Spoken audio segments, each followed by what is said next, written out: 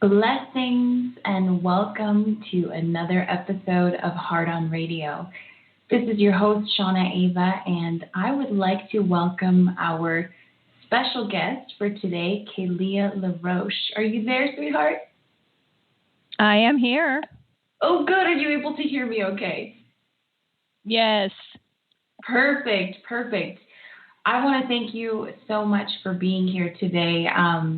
I feel very fortunate to have had a personal experience with your work, which is really what inspired me to have you on the show today. And we're going to be talking about a lot of fun stuff, but the basic premise will be past lives and your work as a clinical hypnotherapist in this arena, as well as that sort of parlaying into the ability to connect with your client's higher selves. So I guess without further ado, I love to start each episode with 3 breaths. So I'll ask you to join me now. If you wouldn't mind, we'll just do some grounding and clearing breaths. Does that sound all right? Sounds great. Okay, perfect. All right. And just breathing in.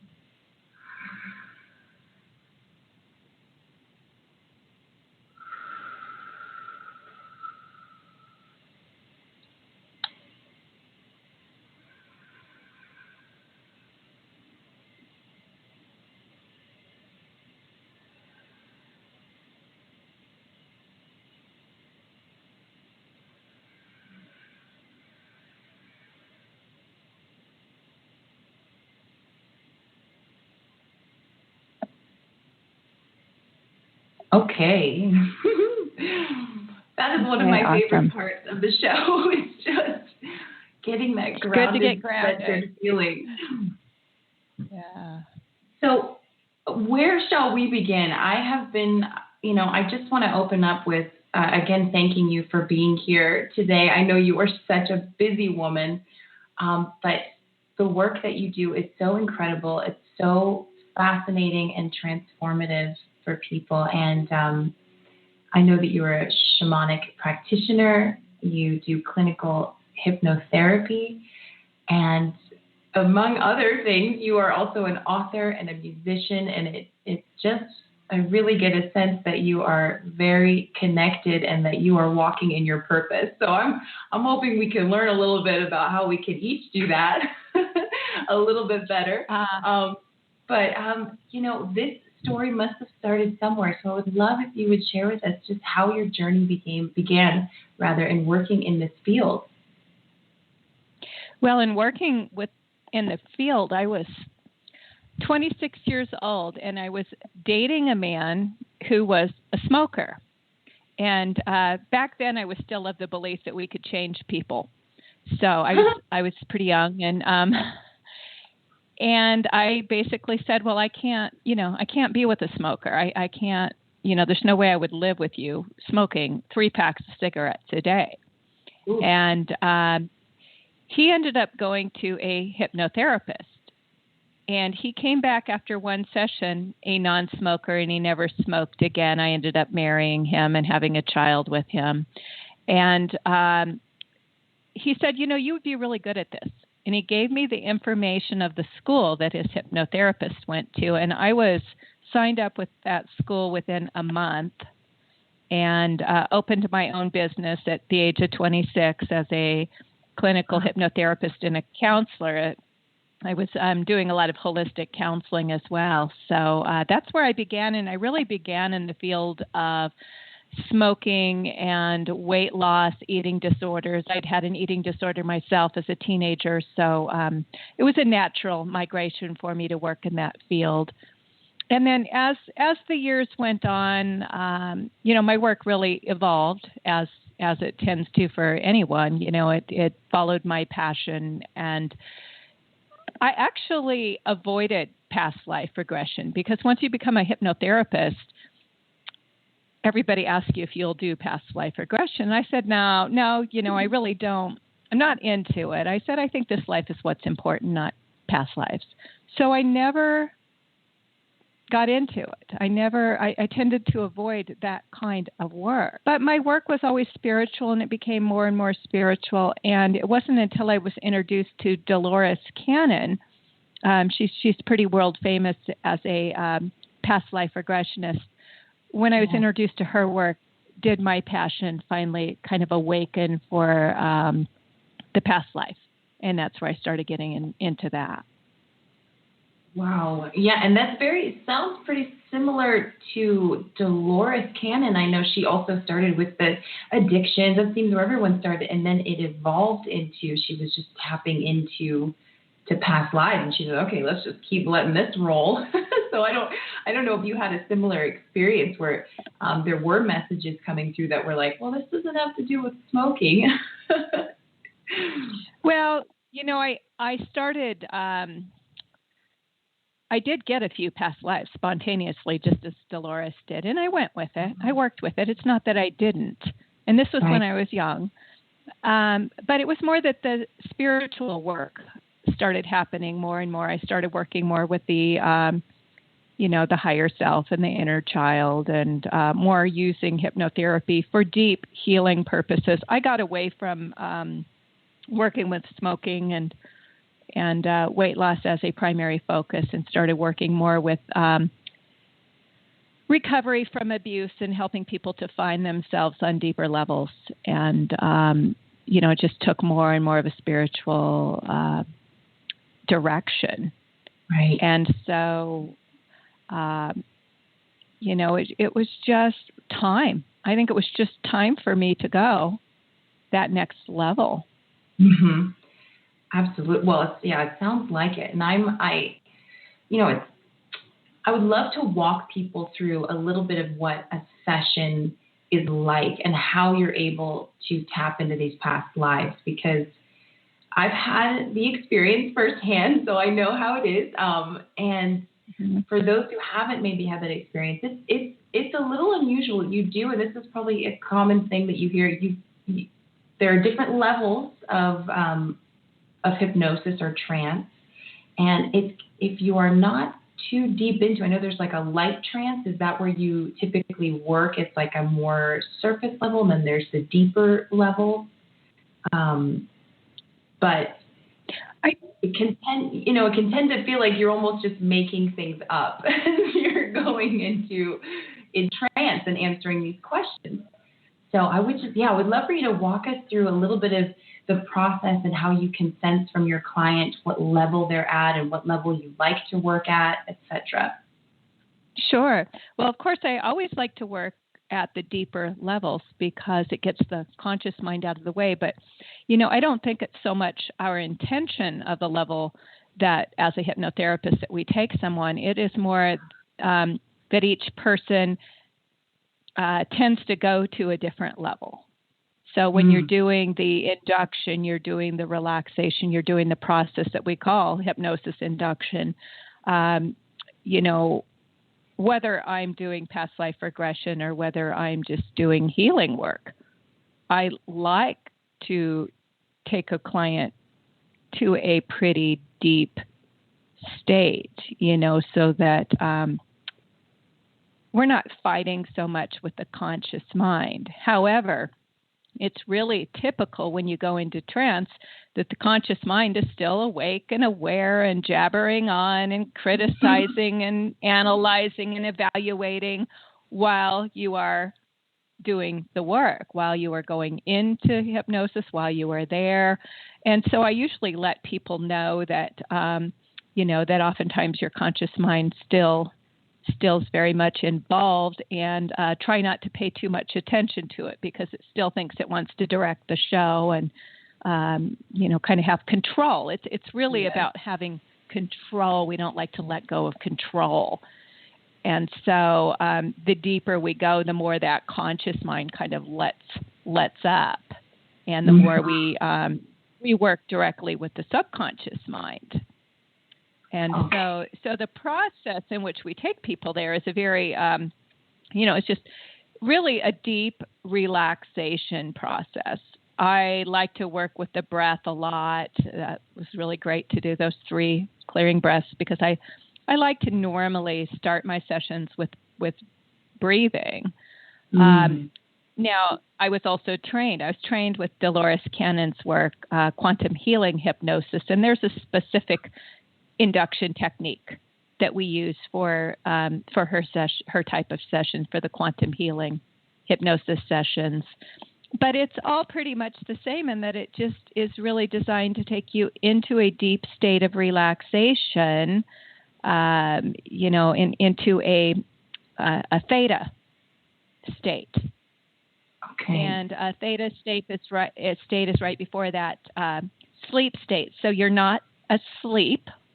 And a lot of people that don't understand hypnosis think that they're going to be put to sleep on some level, that they won't remember anything.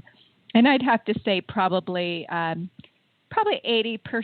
of people remember their sessions. There's maybe 20% of people that go really, really deep and they don't remember what's happened in the session. Wow. They don't have the recall, or they feel like maybe they were dreaming. But most people do remember. Wow. They're fully aware. Yeah. Yeah. Fantastic. Well, I'm sorry, continue. Well, I was just going to say, you mentioned making stuff up, so I didn't want to not address that. That when you're doing past life regression, that a lot of people think that they're making stuff up. And even Dolores Cannon talked about that. And she's like, world famous past life regressioner. And she said, a lot of people think that they're just making it up because when you get to that state where you start, checking in, you're already in the state of hypnosis, start checking in with what are you seeing, what are you feeling, what's there. We start really, really focusing on, after we regress you to a certain point, on where you are, what you see, what you feel, working with the senses. And, most people are pretty good at just going along with it. But in that conscious mind that I said always likes to control things, yes, it's like, oh, you're just making this up. Right. This isn't real. But the thing is that if you go a little deeper and ask yourself the question, well, would you really make that story up? Most people would say, well, no, I'd probably make up something a little more fun or a little more, Yeah, right. Yeah, I was Marilyn Monroe, and I'm seeing a lot of, Yeah, exactly. Yeah. If you're going to make something up, sometimes the stories that people tell, it's like, well, that's a pretty darn good imagination to be making that one up. And so, yeah. No, precisely. And I also feel that, because I had a session or two before I was able to work with you, and that was an unusual experience because it was on camera for something. So who knows where I really went.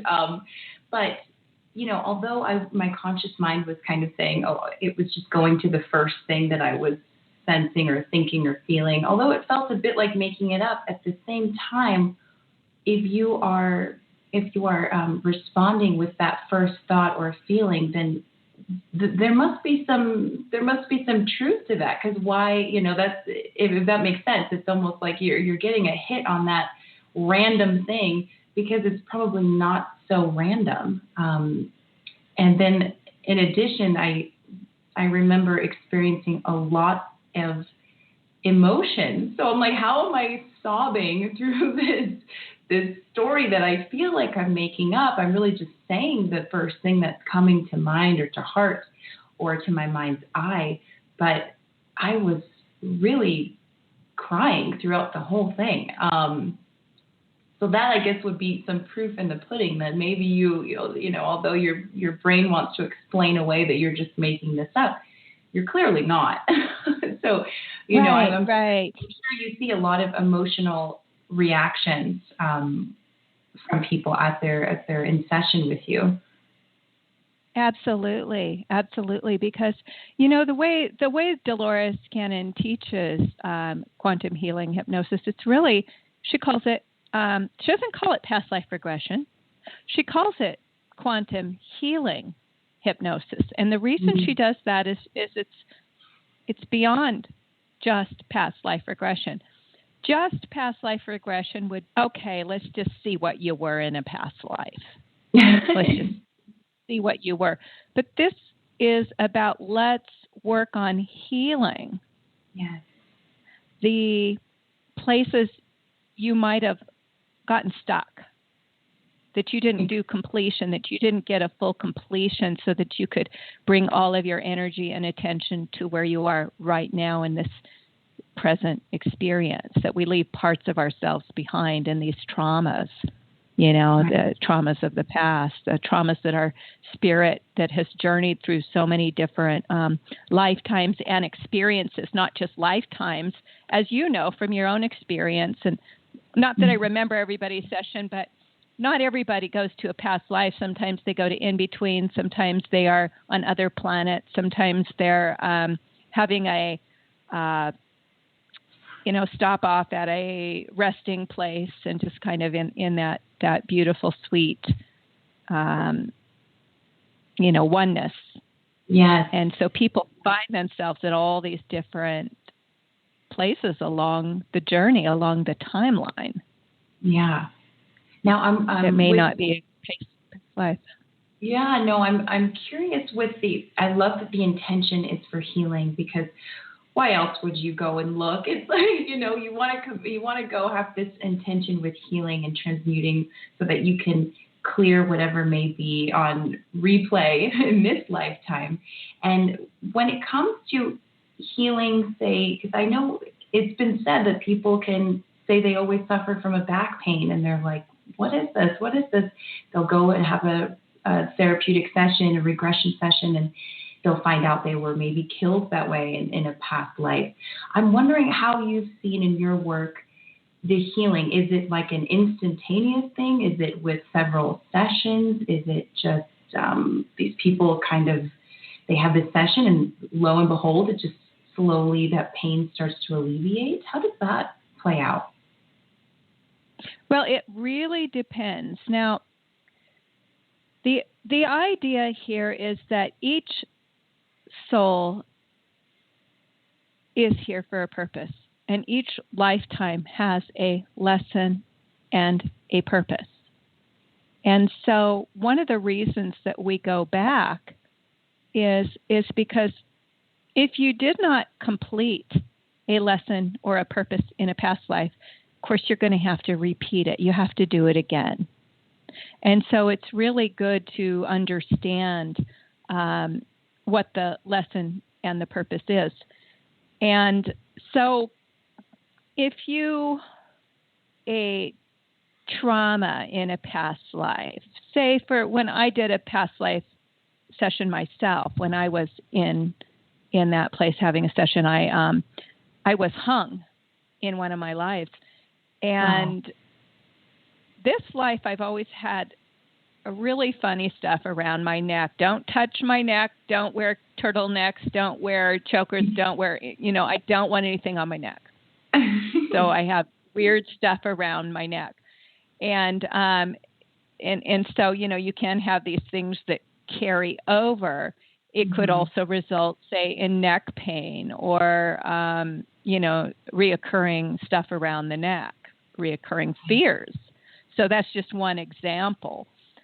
And as you go into that past life and you can release the trauma from being hung or stabbed or whatever it is that you experienced, then it can release the trauma on the timeline. It doesn't have to carry forward. So you may have an instantaneous healing, and I've seen these. I've witnessed them in my training with Dolores Cannon's work. I've witnessed them in other sessions, that people have instantaneous healings. There's been people who have, you have to be very careful about saying this, but who had cancer when they went into their session and didn't have cancer when they came out. Let's put it that way. Gosh. And so, there's some really amazing things that happen.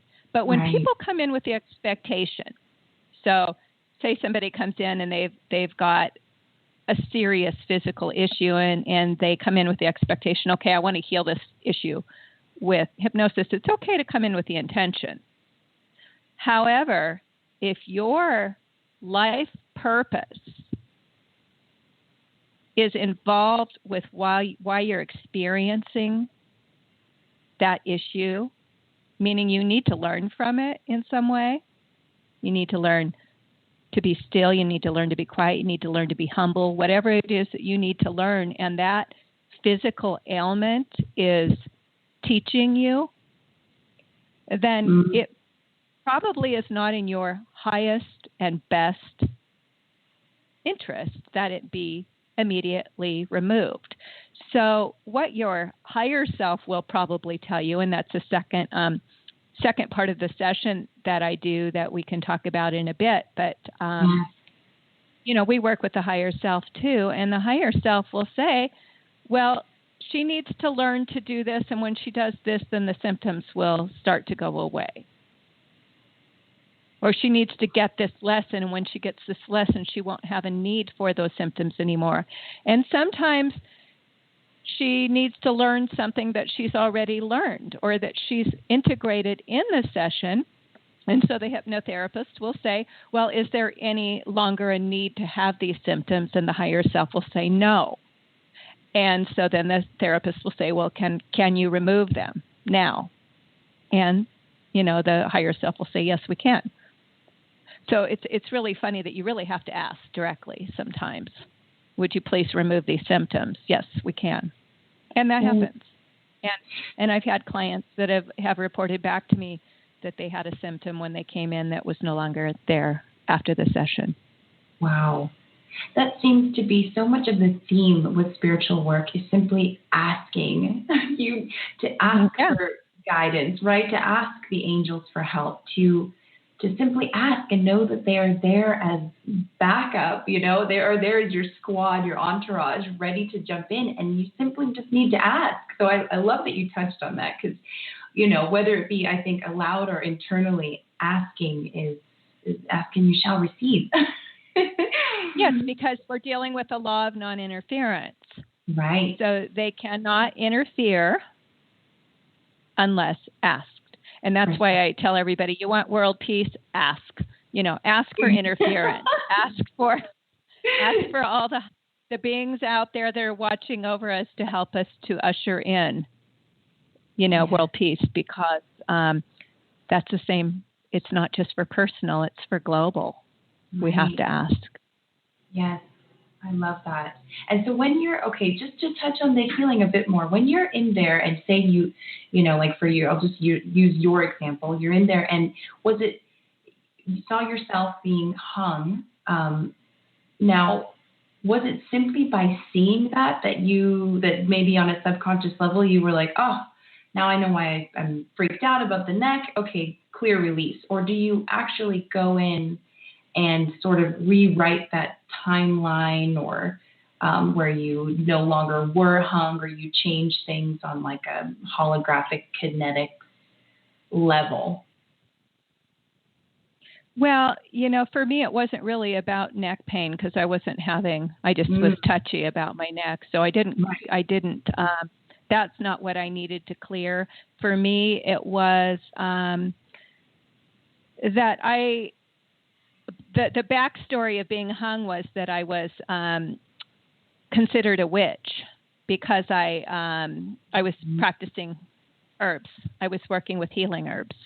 Wow. And in that time, if you were a woman and you practiced healing arts of any sort, you using herbs to heal sickness or anything like that, you were considered or could be considered a witch.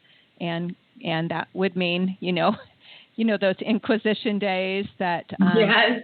anytime you showed your power as a woman, you were burned or hung or something like that. And so I was kind of having some challenges of being in my power as a woman and, speaking out and using my gifts fully without persecution because I had certain people in my life that were always finding fault with me and persecuting me in a sense. And I had to kind of move beyond that to where I could be really strong in myself, even though a certain group of people that evidently I had been reincarnating with, because a few of those people were actually the ones that were responsible for my being hung. Wow. In that life. So then I could see the pattern. I could see, oh, that's why they're not very nice to me now. Right. Is they just weren't successful at completely destroying me. I'm back. Well, so okay, so in your case, it was more the reasoning for your hanging that it was all energy around it. Yeah, that I was healing my personal power, really, because when you get hung for being powerful or gifted, healing people. Right, speaking your truth. Speaking your truth, that can make you afraid of your power, afraid of your gifts, afraid of using your gifts, afraid of speaking out. And boy, we're in a time right now where we need to get beyond that stuff. We've got to step right out there with who we are, with our gifts, shine our light, be bright, not fear our own power. And so that was a big piece for me. Do you see that as a common theme in your work with clients? Because I feel like that's trending. I feel like people sort of, not feeling their power, not being able, feeling kind of trapped in a cycle that they're not able to speak their truth or really stand in their power. They're like, gosh, I know I can do so much more than I'm doing. Is that a common theme, or is there a main common theme with the work you do with clients? There really is a common theme that doesn't have anything to do with the lifetimes that we access, but it has to do when we get to the part where we communicate with the higher self. And really is about stepping into our power right now and being who we've come here to be, sharing our gifts and shining our light. That is completely across the board. It is, we're in a time of really powerful transformation. I probably don't have to tell you or anybody listening that. It's pretty obvious. And so because we're in such a time of powerful transformation, we're all needed. We're all called to be here to help usher in this kind of new age of peace and harmony amongst ourselves and each other. Yes. And so we have to, one, know who we are, and two, release our fear of stepping fully into who we are, our gifts, power, and share that with the world. Yeah, I completely agree. I know easier said than done, but with, with sessions like you offer and with meditation and this sort of personal inner work, it really is attainable. And to me, you're a testament of that, because as I'm hearing a bit of your background where you came from, had trouble, stepping into your power, speaking your truth. Well, that's out the window, because now you're an author, you're a musician, you are, to me, just expressing yourself in so many lovely ways and inspiring others to do the same and helping so many, and just shining your own light. It just helps others to feel like, oh my gosh, me too, I can do it too. So you really are a testament to that. It's so exciting and fabulous. And I want to jump into the higher self next, and the connection that you are able to, facilitate between the client and their higher self. But quick question for you: when it comes to, I know you work a lot with narcissism and sort of the archetype of narcissism and victim mentality, or archetype, because that happens a lot out there. I feel like one can feel like they've either played one or the other. Well, maybe the narcissist wouldn't be able to come to terms with that. Right. But I definitely know that I have struggled with the victim mentality and the victimizing myself and feeling, again, that sort of feeling not in my power. But here's my question with it. when it comes to visiting these past lives, are you noticing that either that someone will play the victim role over and over until they get it straight, or perhaps are they playing the opposite role in a past lifetime, and then they come back and they were the narcissist, and now this lifetime they've come back the victim? I'm curious how maybe you're seeing that karma or that lesson plan play out, or if you're able to really sense that. No, I hear you. And it's a very good question. And it's both, because sometimes people will, when they wonder why they're being victimized so much or feeling so much like a victim in this life, they might find that they were the persecutor in a past life, maybe even with the same person, the same souls.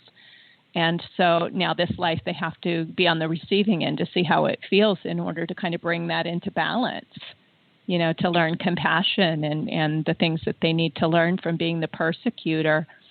And, in my case, I was kind of the victim in that life and the victim in this life with the same people, so to speak. And so I was healing, like I said, I was healing a personal power issue and a victim issue, as you're talking about, learning. We're victims when we feel powerless, when we feel like we don't have power in a situation. And sometimes we genuinely are. A lot of people say, well, there are no victims, maybe in the grander spiritual sense of things. But, if we're going to get real, if you were to be raped or murdered or stolen from, at that time, you're a victim of whatever it is that you find yourself in. The whole idea is to not stay disempowered, but to get your power back and to realize, that you have power. So sometimes the karma of a situation is you hurt someone in the past, you're going to be hurt in the present. Sometimes it's a pattern of spiritual evolution that you are needing to learn to be powerful in yourself. Right. And so you're going to keep coming up against these situations where you're feeling victimized so that you can learn to overcome that and step into your power.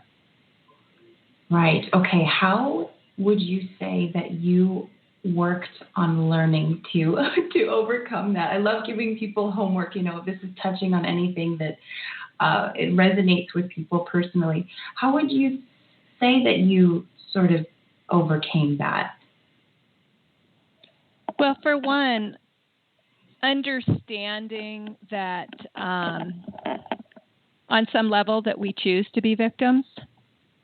And I'm not talking about things like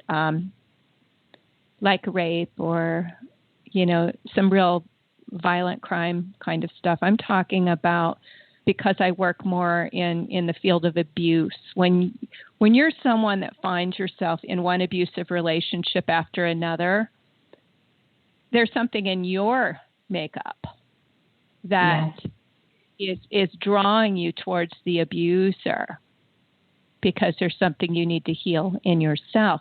Once you can understand that consciously, you can start, kind of releasing your identification with victim.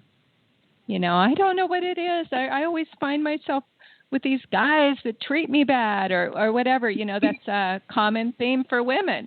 Yes. And it's like, well, we have to take responsibility for our part. For every victim, there's a persecutor. If you refuse to be a victim, you can't attract the persecutor anymore. And so we have to learn how to refuse to be a victim, which is, it doesn't mean like with the people that get involved. I'm a specialist in narcissistic abuse. So I'm working with a lot of victims of narcissistic abuse.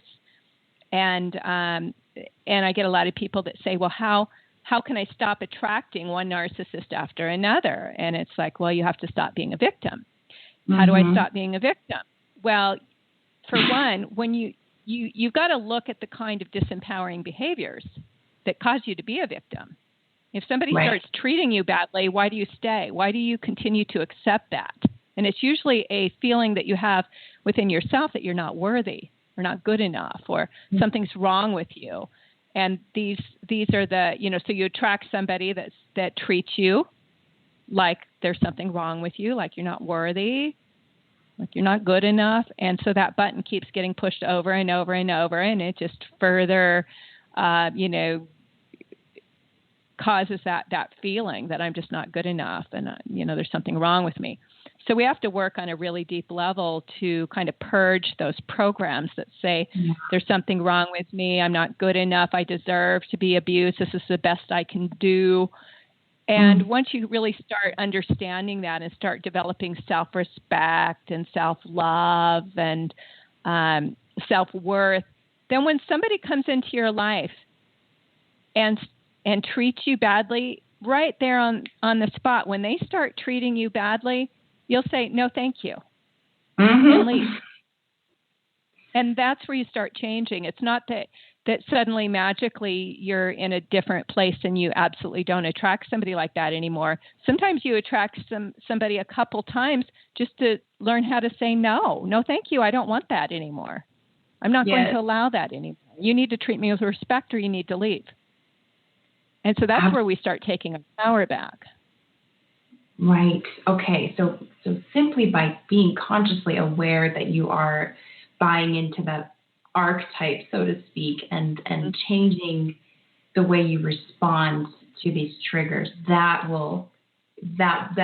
tends to put you in a position of more power, and it'll just continue to build from there. Is that what you're saying? Yeah, absolutely. Perfect. And to develop strong self-respect. Self-love, self-respect. Yes. Would somebody who respected themselves allow themselves to be treated like this? Wow. It is so true. And you're spot on with the universe will come in and kind of give you some tests like, okay, now you've changed a bit. Are you sure this is where you're headed? I've noticed that in my personal life, it'll say it's like an extra little test. It's like, okay, pop quiz. You're still holding it. So let's move you, let's continue you on the path towards a higher, greater, more empowered self. So hold on tight. Those pop quizzes come and they're, just hold your ground. And I love that. And I want to encourage anyone who this is, just because Kaleah, your work I just listened to just about every episode of Pandora's Box, your Podbean, and I did. It's just, they're fantastic. And if this is resonating with anyone, specifically the narcissism or victim archetypes, I really encourage you to go on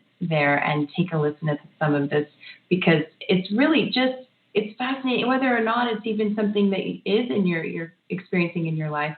It's fascinating to listen to and to learn about, because then perhaps you have a different archetype that you can, wow. It just gives you more of a set of perspective on what potential programs or things that you may be running that you want to work on a little bit. So I commend you for your work there. It's astounding. And I wish we had time to talk about that even more, but there's so much to get into, and I know I want to keep it past live, and but we had, this is what was really fascinating about my session with you, was this higher self connection. So we can sort of switch gears and we'll start to head that way. Explain how that works for, I remember in our session, it was something like, we visited some past lifetimes. And then what was really neat is you had me before the session, we went over questions that I could ask my higher self. So in your words, who and what is this higher self entity or energy? And how is it that you are able to, or what is that you facilitate so people can connect with their higher self? Well, the higher self, now Dolores Cannon in her work calls it the subconscious. I call it the higher self, because the subconscious to me, I've been working as a hypnotherapist for a long time, and it's just doesn't feel right for me. It also, the subconscious is, the body conscious, it's the inner child. There's so many different aspects. The higher self is our, I like to see it as the part of us that is eternal, that actually is connected to the cosmos, to source, to God, however you want to see that all powerful, all knowing source. And so it's the part of us that is in and self, that is both self-aware, that is aware of itself in that source. So it is source. It's not separate from source, but it is kind of the pinpoint of source that is narrowing its focus into our physical bodies. So it's the part of us that is connected to source and also focused in on our physical experience here as a human being in this Earth planet. Mm-hmm. And so it's been with us through the whole thing. An aspect of us, and even us, it's a little bit, it gets a little complicated to get into the whole spirituality of it, but it's the spiritual aspect of who we are, and the part that is very connected and all-knowing. So it has all the answers for our life. It knows our past lives. It knows our purpose for being here, and it knows the lessons that we've come here to learn. So it's the part of us that we refer to as the still small voice within. It speaks to us quietly. Mm-hmm. And where a lot of people have trouble hearing it is because the ego can be so, the distorted ego can be so loud and obnoxious that it overpowers the still small voice within oftentimes. So even though the higher self is always trying to communicate with you and guide you, if your ego self, your distorted ego, is so loud and obnoxious that the higher self can't be heard, you may not feel connected to anything larger than your small. And so when we go into these sessions, we get you so nice and quiet. And after a couple past life sessions, we've also in some ways disconnected you from your identity with the life that you're living now, because you've experienced yourself as something more than the person that you are right now. And so once you've kind of gone through that disconnect with your identity, you're more open to allowing that higher self to come through and speak. So we directly ask, while you're in hypnosis, we directly ask, may I speak to your higher self, or to Shauna's higher self, or to Kaleah's higher self, or whoever's there. And 9 times out of 10, I get a yes. Oh, so you've had a no. I've had a no. I've had a not getting anything. I've had people that just didn't go deep enough. Right. But most people do. Most people go there. And when we get a yes, I tell people, come to your session with a list of questions, just like if you were going to go have a psychic reading and you have this list of questions that you want to ask the psychic. Right. But you're asking something even more powerful than a psychic. You're asking your own higher self, the part of you that has all the information for your life, that knows all and absolutely wants the best. So you don't have to worry about a psychic's filters. Sometimes psychics have filters, meaning they're running it through their own personality, in a sense, and their own belief systems and things like that. Whereas when you're communicating with your own higher self, you're getting answers direct. You're going direct. Yes. So then I start just asking the questions, and I don't do it rotely. I don't just sit there and go, okay, first question. I weave them into a conversation. So I end up having a conversation with the higher self. This is all being recorded, so you have the recording to listen to later. Because most people, even though they say, yeah, I remember it, they don't remember all of it. Mm-hmm. There's some parts that might surprise them that they don't remember. So we record it, and I just start asking those questions. And boy, do I get all kinds of very interesting questions. You know, people come in with nice long lists and get some very interesting questions, but they get to hear the answers directly from their own voice. Wow. Their own higher self. And that is truly powerful because that higher self knows you. And I so often hear things like, she just doesn't listen. Oh, she knows this. She knows this. And it's like, yes, I know she probably knows this on some level, but would you please tell her on the recording so she can hear it again directly from you, and it can be like a reminder? And you can hear the higher self. The higher self is very loving. It's a very loving energy, but sometimes it'll say something like, she can be really stubborn sometimes, or it just she just doesn't believe in herself enough. She needs to learn to believe in herself more, and that's what's getting in her way. And she knows what she needs to do. She's just she's afraid. She's got to release that fear, and there's that kind of stuff we often hear in the sessions when we're communicating with higher self. Wow. So when you communicate with someone's higher self, are you noticing a different cadence or even terminology or words that they'll pull out? I guess I'm thinking in terms of these. I've heard Barbara Marciniak, people who can really channel. It appears they channel other species and perhaps higher selves, etc. And there's like a different kind of cadence to the way they communicate. Even their sense of humor is really interesting and dry.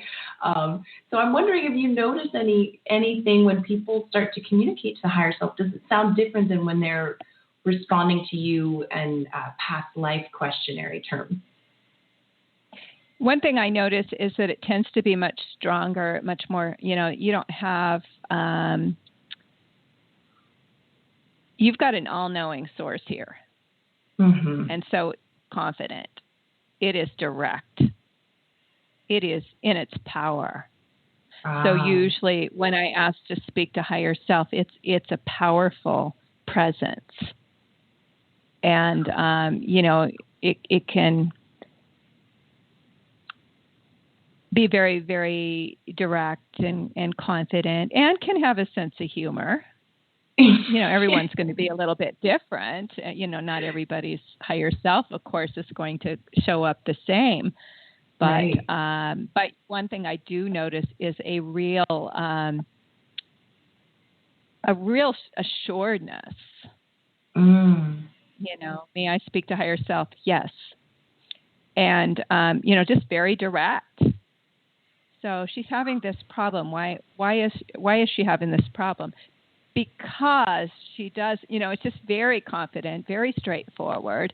And sometimes there might be a hesitation while the information's being accessed. Like if I say, well, she's having problems with, with her digestion. Can you tell me what's going on there? There might be a pause.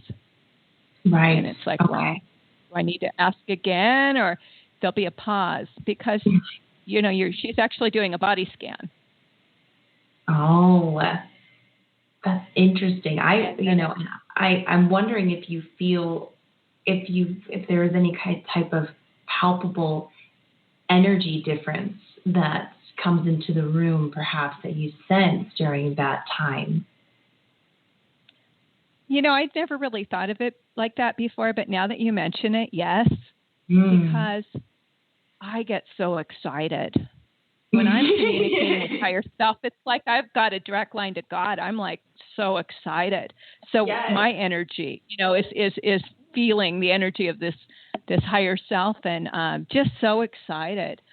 And it's so loving and so positive and strong. And it is a different energy. It just almost feels like, okay, there's, God's in the room. Yeah, exactly. Right. You're like, let me get my microphone. Well, I'm here with God today, and he's got some interesting things to say. But it's so fantastic. This is something that I'm assuming people can do, they can work on immediately. Like we said, kind of obviously meditation is a powerful thing, but then asking the universe for help, or your guides, your angels, or your higher self. This is something we can work on our own, correct? And connect with this omniscient version of ourselves. Absolutely. I think once you have a session, you feel even more confident in that connection. Yes.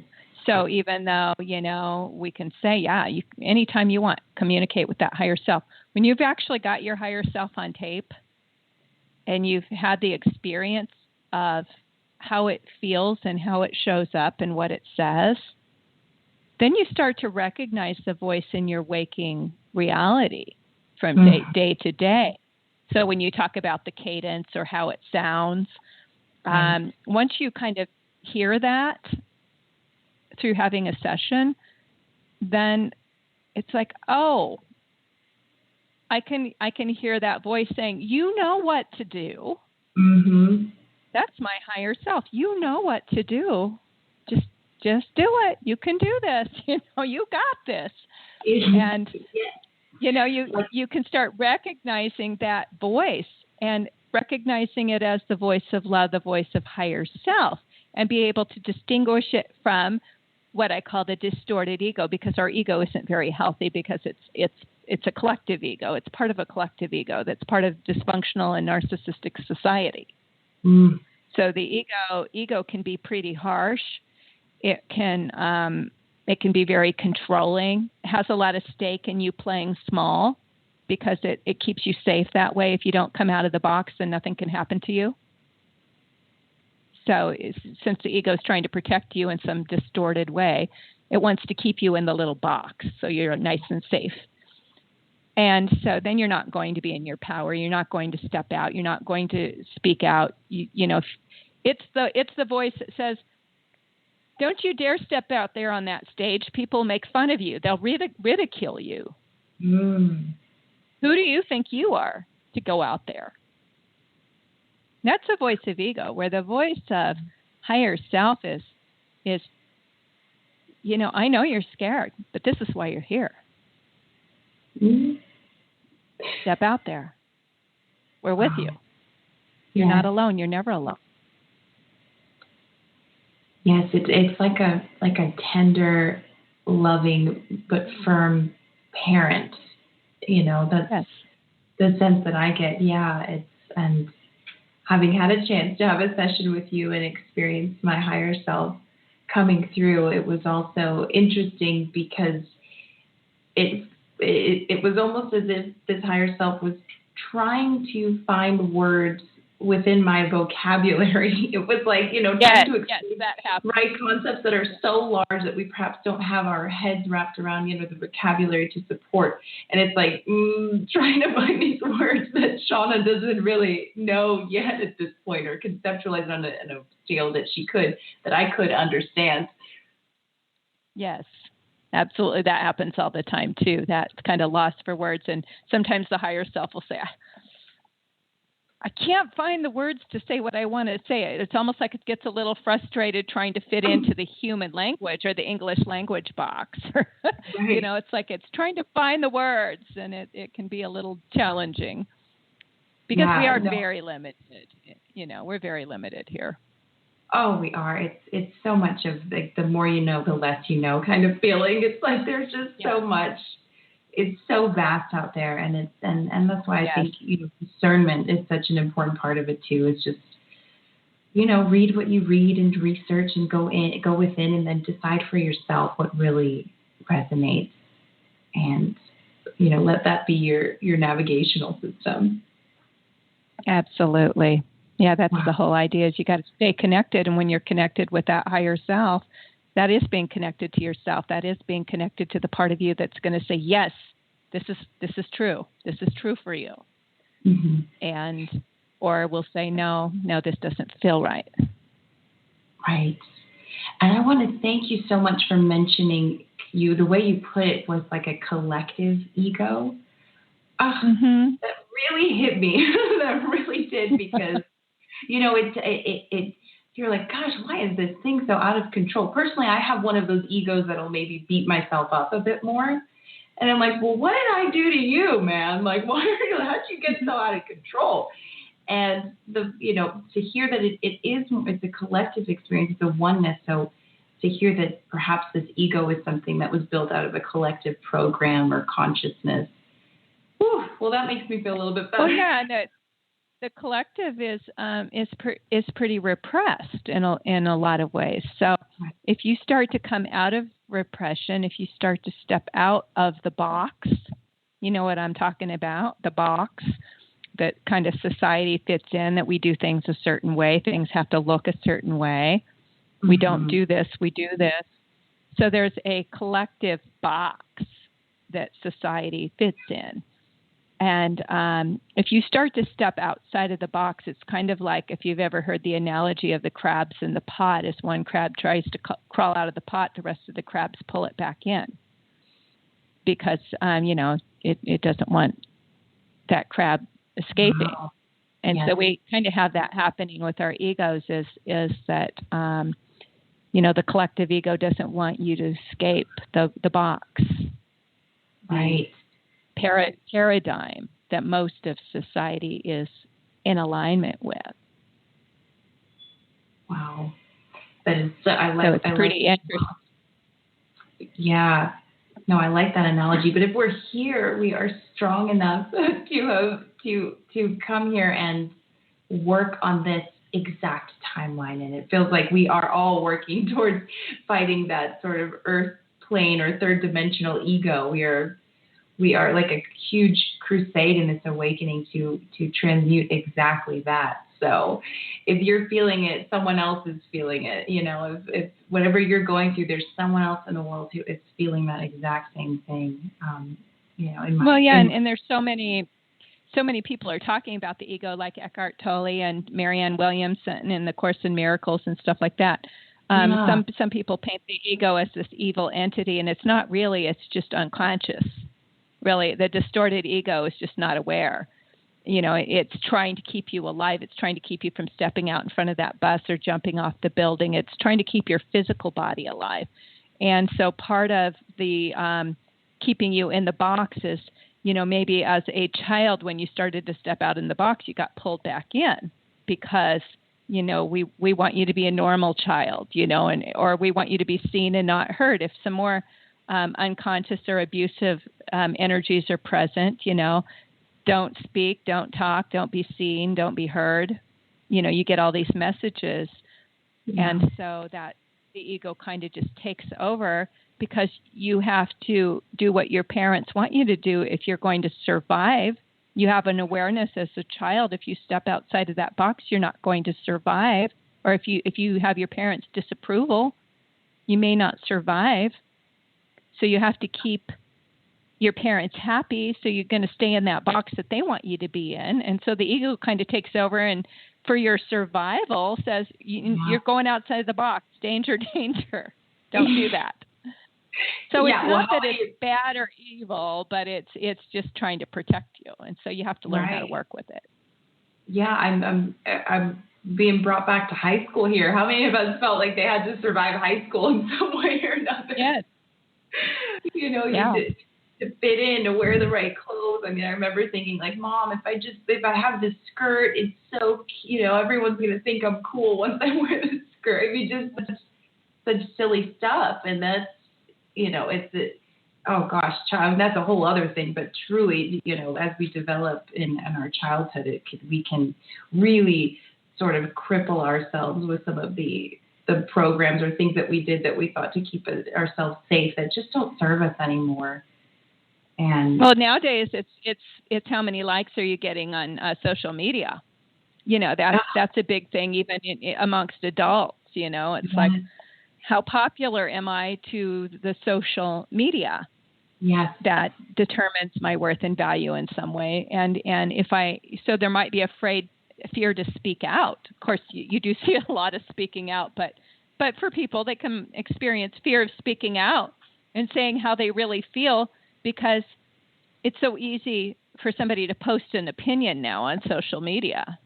Oh, yeah. And so you can get this, you can be torn down by the collective that way too. So it's really interesting where we are right now. Oh gosh, it is endlessly fascinating. I know, I feel like the internet is it's become like a giant bathroom wall, where people just like, they could leave these anonymous kind of random things that are just like horrible. And oh my gosh, the internet, man, you're touching on something that I'm endlessly fascinated and sort of tormented by, the social media thing, because although I see the value in, being able to connect with people across the globe and share messages, high vibe messages, etc. And obviously, you could Google anything and sort of expand your knowledge, but it's shown us really a lot of the social issues that are going on right now. And although it's like, it's so painful to see, it's also a blessing that we're able to see it now.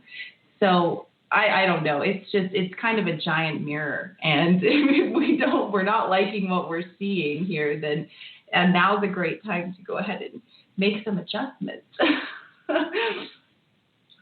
Yeah, absolutely. It's really time to follow our truth and to be who we are, to shine our light. And, I'm not really a big proponent of social media anymore. I post now and then something that I might be passionate about, but I don't spend a lot of time there. Just, I find it to be an energy drain. And I really want to put my energy in ways that are really going to be good for me. Here. I totally agree with that. I've had moments where I've thought, God, aren't we over this yet? I remember Facebook, when I was like in high school, just kind of coming out, and I'm like, well, aren't we bored yet? Like, let's move on to the next thing. But alas, it continues, and there must be some great lesson there. Yeah, absolutely. Absolutely. And gosh, when I was a kid, we didn't have anything like that. We still had just landline phones, and that was it. Isn't that wild? Yeah, someone walks out the door, and that's it. They walk out the door. You walk out the door. That's it. And so some of us, in my age group are saying, I'm 56 right now. So some people in my age group are saying, hey, do you remember how did we ever survive without the internet or cell phones? And it's like, I don't know. I know. How did we do it? Yeah, for me, it's the GPS, man. I mean, if they took that from me now, I'd be a mess. Very dependent on our technology. Yes. Yeah, we have. Oh my gosh, it's interesting. It is so interesting. But I have just a couple of fun questions. I'm calling them fun questions because they're dealing with the past lives thing, and I'm so interested in this topic, and I'm just curious if you've ever worked with any children, because I've seen stories on television, and I have even close friends with young ones who will come in and they'll just be like, Mommy, can you please call me so-and-so? That's my name. And, they'll really like things that are perhaps from, they are interested in areas that are so random and out of the blue. So I feel like some of these kids come in, or some people can come in with memories. And have you had, past life memories? Have you experienced this or worked with any children? Well, no, I don't. I don't work with children in hypnosis because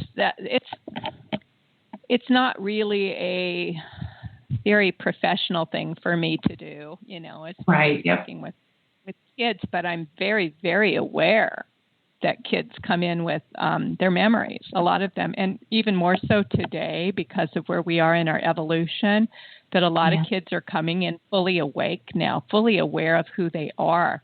You're going to see this more and more.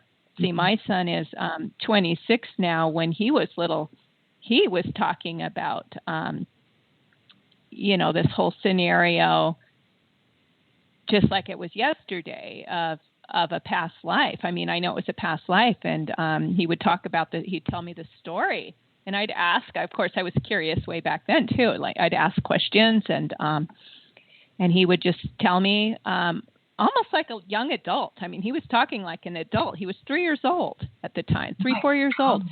And then when he was older, 7 or 8 years old, I'd say, so do you remember, I think the name was Kingman or something, that he would talk to me about Kingman. I said, do you remember Kingman? And he goes, a what? No, So at some point, the memories go away. But when they're really young, before all the conditioning comes in and all the programming comes in, and it wasn't from me because I was an open mother, I was like open to all of it. I would talk to him about it. But there's just something about being immersed in the density of our planet and the conditioning and programming of the society and things like that, that at some point, that the kids' memories go away of these past lives. Now they're saying that nowadays, because even though I don't hypnotize kids, and most of us, like in my training with Dolores's work, she says that, they need to be 18 in order to work with them. That's just, the right thing to do. Yeah. But some people have worked with their own kids. Some hypnotherapists have worked with their own kids. Because of course they can take the liability, and some people, when in past lives are talking to higher self, get a lot of information about the kids that are coming in now and how aware they are. And a good percentage of the kids coming in are very aware and awake and remember who they are.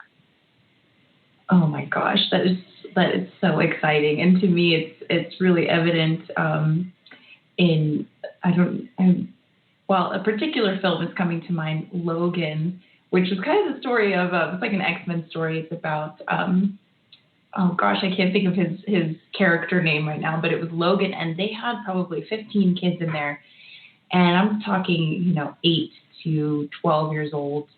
And they spoke several languages, and their acting, like their performance, was so mature and so far beyond what I think even adults could pull off. I just had this, there was like this energy in their eyes that was so brilliant and all-knowing, and it was so powerful. I thought, oh my gosh, look at these new kids coming in, man. I mean, Shirley Temple was something, but this is like, I don't know what this is. This is the wisdom that is coming through with these kids that are just, it's so exciting to me. It's so beautiful. It really is. I'm excited about that too, because if you think about it, if you think about all the kids, if let's say a majority of the kids being born now are being born awake and aware. Imagine when they are at the age where their influence is, basically that they're the ones making the difference in the world. Yes. Our world can transform because the old geezers that have all the dark agendas are going to just die off, And these new kids will come up and take their place. Yes. And they're going to be more awake, more aware, more connected, more in divine love, more in a sense of their purpose, more in having that sense of community, and, just bringing in all this beautiful energy about living together as one community on the planet, kind of bringing that heaven to earth, or what we call the new earth energy, which is another thing that is coming through a lot of these sessions, is that, where we really are creating a new earth based on a different timeline, that's based on love and connection. Wow. So is this something you're, when you communicate with the higher self, is that what you're hearing a lot of, kind of a reference to a new earth? Yes, absolutely.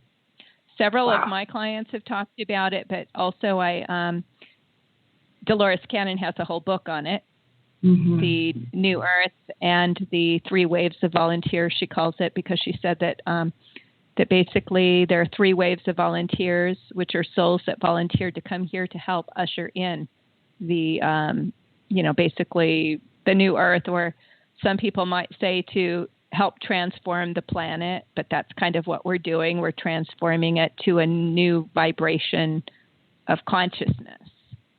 Wow. And so all these people are coming in. And she said, the first wave, they're people around my age, into their 60s. They are the ones that had it the hardest because we were kind of the ones that had to start shaking things up. So that's where, you get the stuff happening in the 60s. And, this was really after the first atom bomb went off. And so there was threat of nuclear annihilation.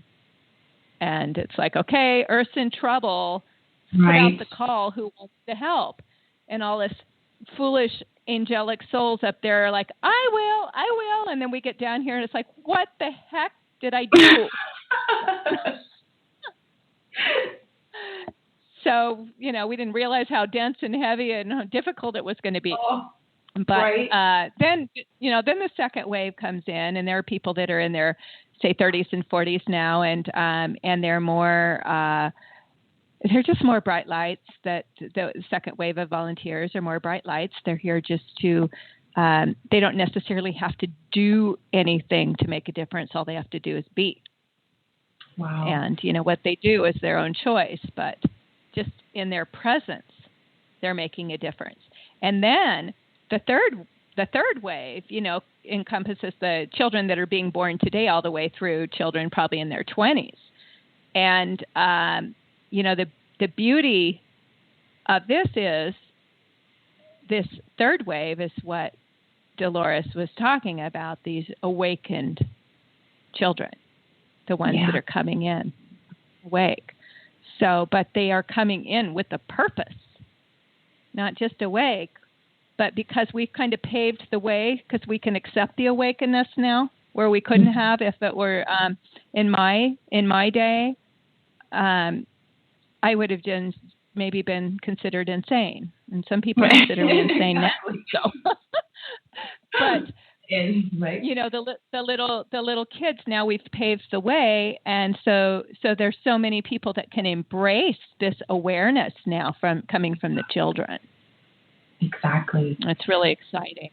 Right. Have you heard any messages about perhaps a physical separation, almost like an atom splitting, the in regards to this timeline and this new Earth? Because so many people are curious about how this is going to look. Are people just going to start evaporating into another dimension and we don't see them anymore? I'm wondering if you've heard anything or any messages have come through with regards to maybe more how that is going to look physically for us. Absolutely. Absolutely, because a lot of people are talking about it in my line of work, because people are coming through and they're talking about it. This is something that is happening right now. And it's a little unclear exactly how it's going to look, but the way that I've kind of put it all together is that, yes, there is a timeline split happening right now. And back, in the year 2000, I actually had a vision while I was hiking. Of all places to have vision, I'm out by myself in nature. I saw the Earth. I saw a vision of the Earth, and 2 Earths began to pull away from each other. Wow. One was going one way, one was going off to the right, the other was going to the left. And at that time, I said, oh my goodness, we are splitting in 2. That one consciousness is going one direction and the other consciousness is going the other direction.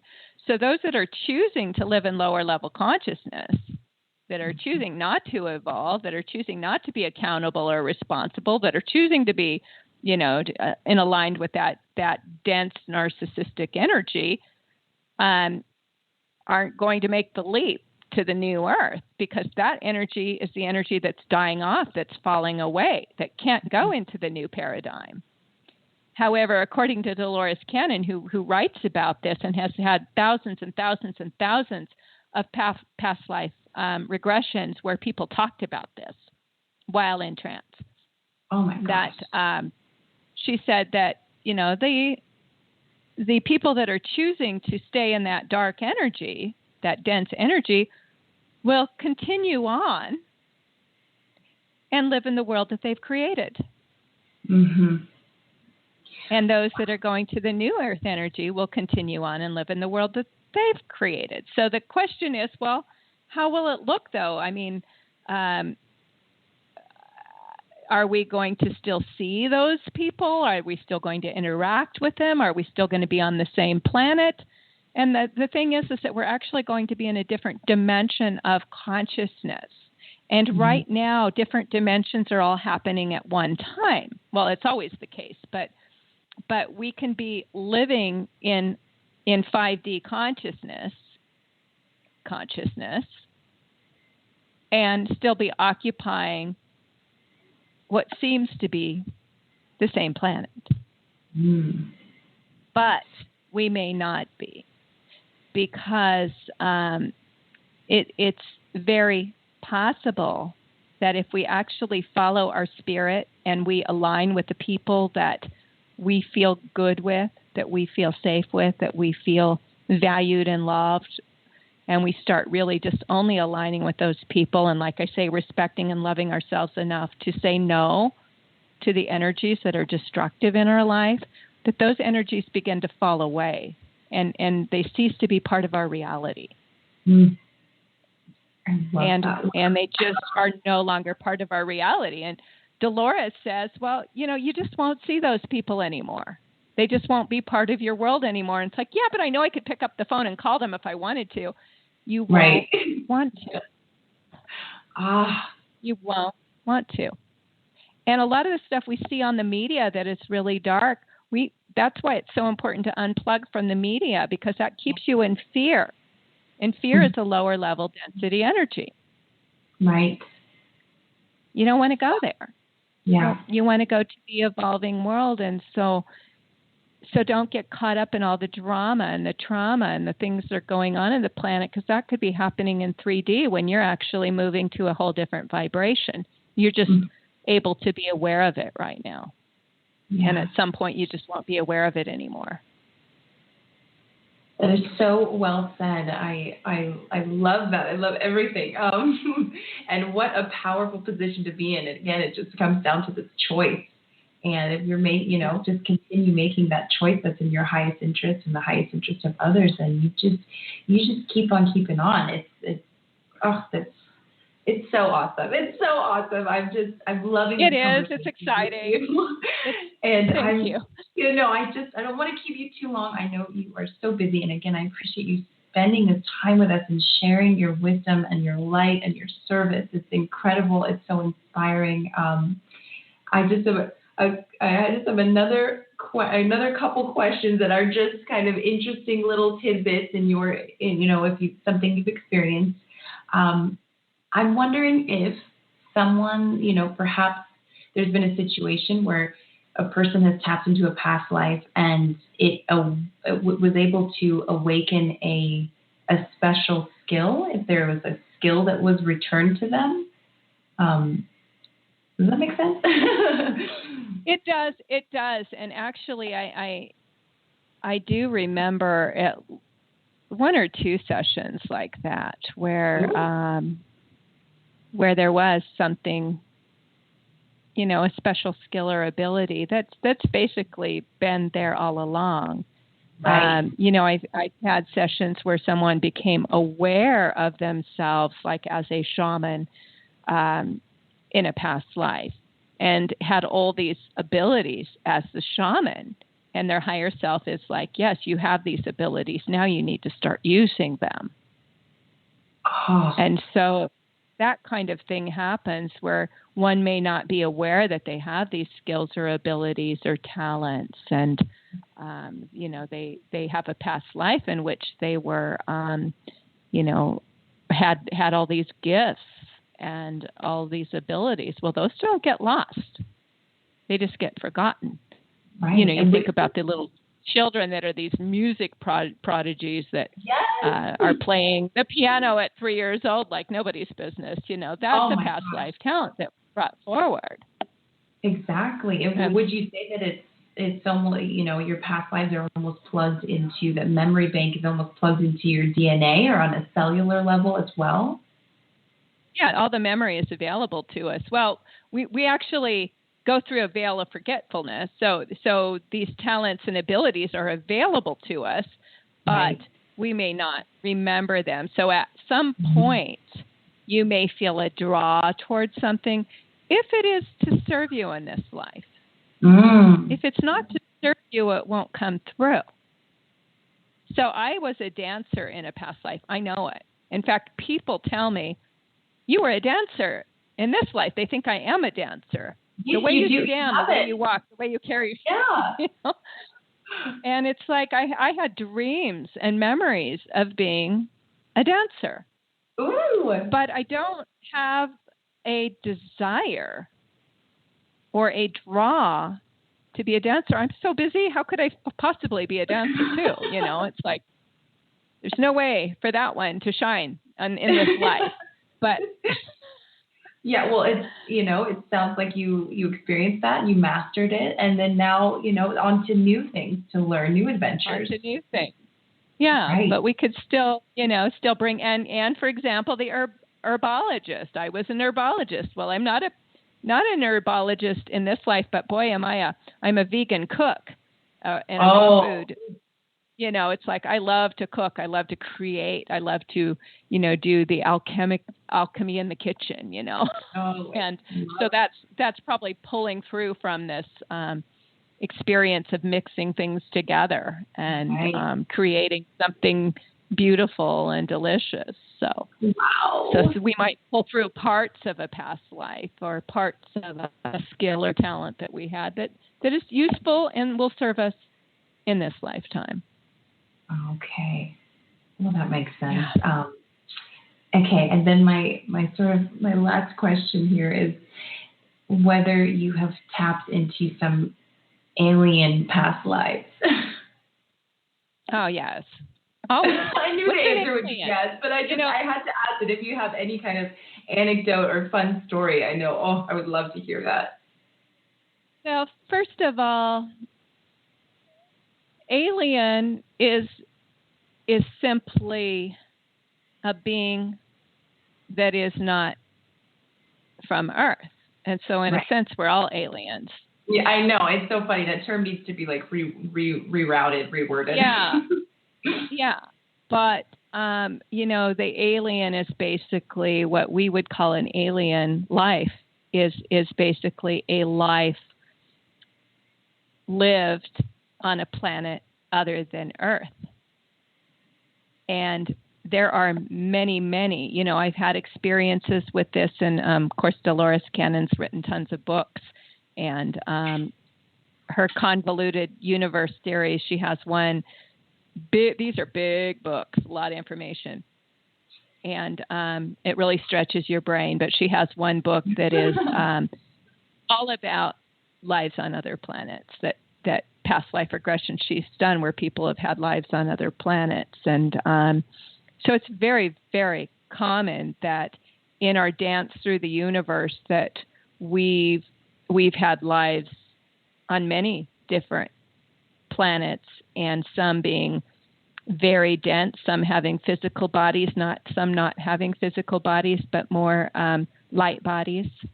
Mm-hmm. And so we've had all these different experiences. And the higher self, when bringing the past life to you, brings the ones that are most important to the life you're living now, that might be important for where you are right now, something you need to know, something you need to remember to help you. So, you know, there are lots of different experiences that people have had and that my clients have had where they've been something else, different form, you know, different experiences, different densities.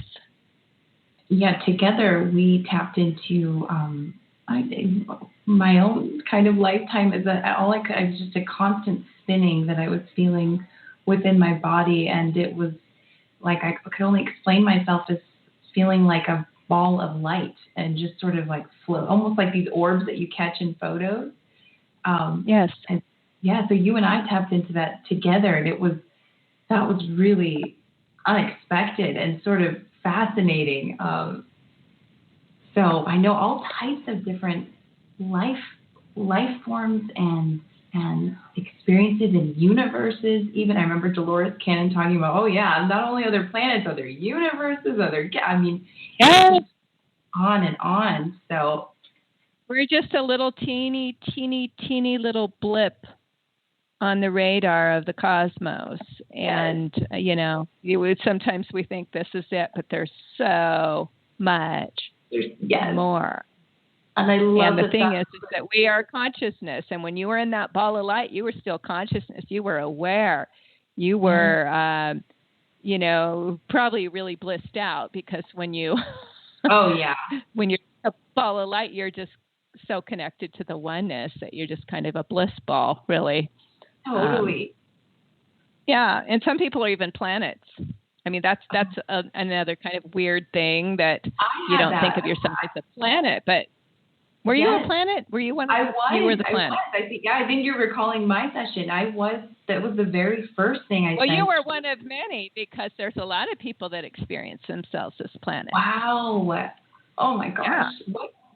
What could feel closer to source, source, initial divine energy than just like being I was so blissed out. But it's funny, I had this sense of feeling a bit lonely on my planet, and that was the reason I got this sense that was the reason I decided to kind of fractal down and like, okay, I'm going to get a little closer now to some of the other action out there. Yeah, it is interesting, because you have people be in these really beautiful places of bliss, and I remember this a lot from Dolores' sessions, where she says, well, something made you leave that experience and come here because you're in a physical body now. So what was it that made you leave? Mm-hmm. So somebody's like in this blissed out place, and they're like, well, I never want to leave. I don't want to leave this place. This is just, I'm going to stay here forever. And it's like, well, something happened to make you leave, because she'll say, I want you to move a little bit forward, move forward in time. Oh, I'm still here. I'm still blissed out. Okay. Well, something made you leave because you're in a physical body right now. I'm having a conversation with the higher self of a physical body. So what was it that made you leave? Move forward to that time where you actually decided to leave this experience. And it's usually a longing, a calling, a boredom, a desire to try something different. Yeah. Yeah. So wow. And I just from that grand perspective, it makes any kind of problem, and I'm using air quotes, feel so minuscule. You really have the power to transmute and get through anything. So that just puts it into such great perspective. And, with that being said, I just want to touch briefly on this card that I pulled. And if there's anything that comes to your heart or mind, please speak it. I'm pulling from, of course, the Past Life Oracle card. How fitting. This is Doreen Virtue. Oh. How cool, right? And Doreen Virtue and Brian Weiss, they did this. And so I just kind of asked Spirit to pull a card for the collective here, and what is something in the past life realm that might help us now. And it's interesting, what I got was trees. So, okay, I'll read just a quick bit here. This card indicates that you have a special relationship to trees. In ancient times, particularly in Celtic and Eastern European cultures, trees were considered sacred. The Druids looked to oak trees for prophetic information, and ancient healers used trees' ingredients, such as willow bark, for medicine. Oh my gosh, well, now that I've talked to you, I see where that came into play. Mm-hmm. Your connection to trees may have been spiritual, including the ability to receive messages from them. In some cases, these seemingly non-sentient trees are animated by real souls known as tree people. You may have been a tree person or a tree diva in this life or a prior lifetime. This card asks you to spend more time connecting with trees for healing, knowledge, and inner peace. Ooh. That's beautiful. I actually had a client that was a part of a fairy clan that lived inside of a big tree. Oh my gosh.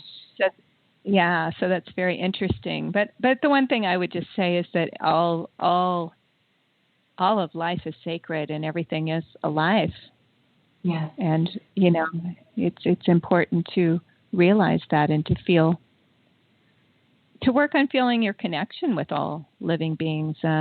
Especially the animals are really needing our help right now. The trees are all of nature, but the animals that are being so cruelly treated and abused, being used for our meat, are going through hell. And people's consciousness hasn't quite caught up to that yet because of the social egoic idea that we need this to survive. We don't need this anymore. The plant kingdom is providing us plenty of nutrients to survive, and we've got to kind of take into consideration the suffering that's happening in the animal kingdom right now. Absolutely. Yeah. Thank you for saying that. Even zoos, to me, I don't feel right about even going to zoos anymore. All these, right. Yeah, all these kind of decisions where we just sort of arbitrarily we're like, well, I can talk and move around, and I feel like I'm just bigger than you, so I'm locking you up or I'm doing whatever. I feel we are done with that, man.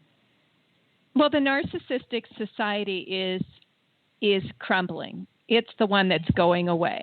It's the one that's falling away. And the narcissistic society is the society that believes that we are superior to all other beings, that we have dominion over the earth, meaning that we should be dominant. And that is not the truth at all. We're supposed to be the caretakers of the earth and the animals and the plants. And we've really gotten distorted in our egos to believe that we're superior and that we can treat plants and animal life any way that we darn well please, without any concern for what we're doing to them. And that's the past, that's over. We're moving away from that now. Oh, I love it. And this ends on such a beautiful note. I have to just thank you again so much for being here and sharing your time with us. This has been so much fun. I feel lighter just talking to you, just sharing this connection with you and the listeners. And I want to let everyone know where they can find you is KaleahLaroche.com, and also Pandora's Box on Podbean is so much fun to listen to. Just throw it on and let it rip, and it's like you'll just be blown away. And if there's anything else that you have coming up or something you want to mention, or how people can also get in touch with you and look at your work, go for it. Well, I just want to mention that Pandora's Box Radio is Pandora's-Box-Radio.com, and that will take you to my station that has all my podcasts. And I'm doing videos now, but I also duplicate them as podcasts, so everything will come up on that you can see. And then KaleahLaroche.com is Kaleah, and then Laroche is LAROCHE.com, and it's also called the pathbackttoself.com. So both will get you to the same place. And narcissismfree.com is my work on narcissism if you're interested in reading more about that. Yes. And my music, just my music is Kaleah.com, Kaleah.com. Oh my gosh. This has been endlessly fascinating. Thank you so much. I will include all of these links so it'll be easy for people to find and get on board and visit all of your goodies. But thank you again. I'm sending you so much love and blessings, and I appreciate it. Thank you so much. Oh, thank you. Have a beautiful rest of the day to you and to everyone listening, and I hope your heart is now on.